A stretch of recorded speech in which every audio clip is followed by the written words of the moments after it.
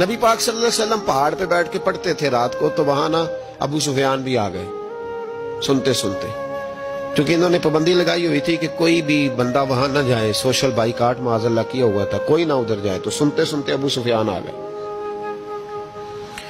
کہتے ہیں حضور قرآن پاک پڑھ رہے تھے تو مجھے لطف بڑا آیا سننے کا، تو وہاں ایک قریب جھاڑی تھی، تو ابو سفیان جھاڑی میں بیٹھ گئے۔ ساری رات نبی پاک نے قرآن پاک پڑھا اور ساری رات انہوں نے سنا۔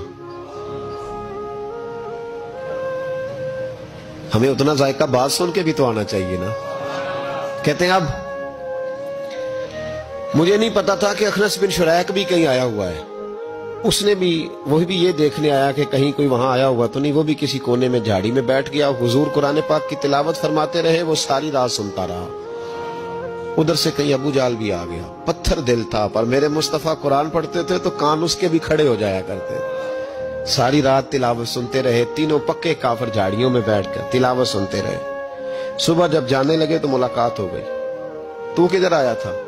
اس نے کہا پہلے تو بتا تو کدھر آیا تھا؟ میں تو آیا تھا دیکھوں کوئی آیا تو نہیں، میں تو کدھر؟ اس نے کہا میں بھی یہی دیکھنے آیا تھا کہ یہاں کوئی آتا جاتا تو نہیں۔ ابو جال زیادہ شاطر تھا، کہنے لگا خبردار کل کوئی نہ آئے، آج تو آ گئے کل نہ ہونا۔ اللہ اکبر! لیکن جہاں دل لگا ہوتا ہے نا وہاں دل کھینچا چلا جاتا ہے، دل جہاں لگ جاتا ہے نا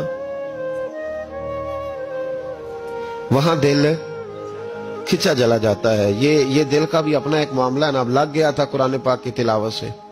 کہتے ہیں رات کو اپنی چارپائی پہ لیٹے، درد اگرچہ جان گزل ہے، میں کیا کروں میرا دل ہے، غمیش کا اگر نہ ہوتا تو غم روزگار ہوتا، اور وہ مزہ آتش نے کہا تھا، وہ مزہ دیا ہے تڑپ نے کہ میری آرزو ہے یا رب میرے دونوں پہلوؤں میں دل بے قرار ہوتا۔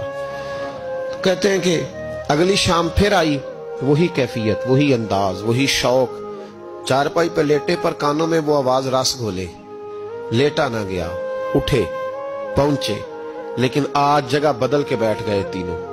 صبح ساری رات سنتے رہے محبوب کی تلاوت، صبح اٹھے تو پھر چوک میں ملاقات ہو گئی، تو کدھر آیا تھا تو کدھر؟ ابھی بات ہونے۔ ابو جال ذرا زیادہ شاطر تھا، کہنے لگا میں تو تم دونوں کا خیال کرنے آیا تھا، کہیں تم دونوں تو نہیں آئے، یہ دیکھنے کے لیے آیا تھا۔ اللہ اکبر! 3 دن مسلسل آتے رہے اور میرے مصطفیٰ کریم کا ساری رات قرآن پاک سنتے رہے۔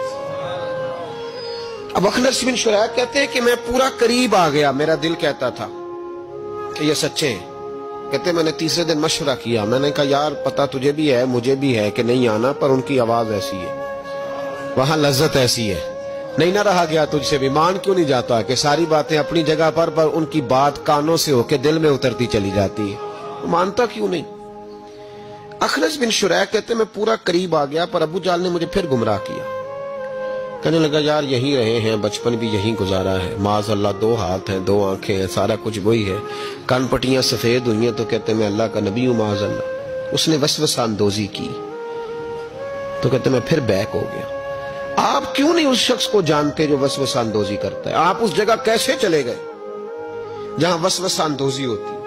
یاد رکھیں اس جگہ جائیں جہاں جانے سے دل صاف ہوتا ہے، جہاں جانے سے دل کا زنگ اترتا ہے، آپ کے وسوسے دور ہوں گے۔ وہاں جائیں جہاں ایمان کی، یقین کی، تیقن کی دولت بڑھتی ہے۔ کیوں وہاں جاتے ہو جو بیٹھ